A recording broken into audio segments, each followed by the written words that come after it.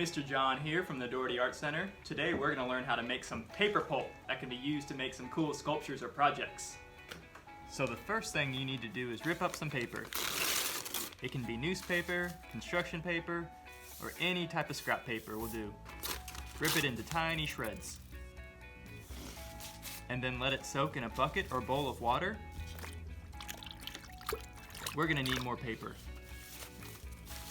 We mix it up and let it soak for a day or two to break it up. Or if you feel like getting things done, you can grab a blender or a drill to really speed up the process. Blend it up until all the paper scraps are disintegrated. And then you can grab some paper mush and squeeze out the water until you have a little paper pulp to work with. And set it aside.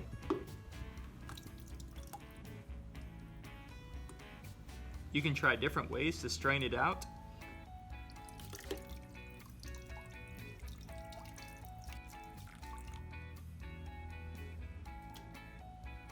You could get another bucket or tub, cover it with some fabric or screen, and pour the wet stuff over it, straining out the water.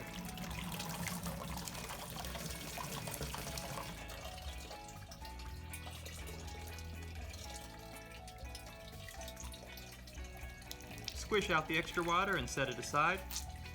Now do this over and over again until you have some paper pulp to work with.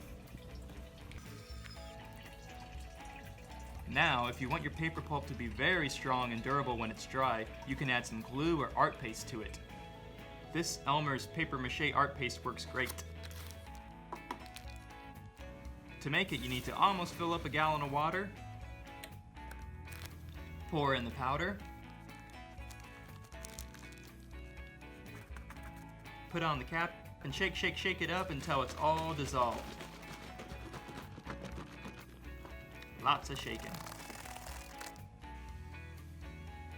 So we take the paper pulp, break it up into small popcorn-sized bits so it looks like this. And then we shake it up some more and add some paste and you mush it all together. Keep on mushing until it looks like mashed potatoes. Mashed potatoes. Mashed potatoes.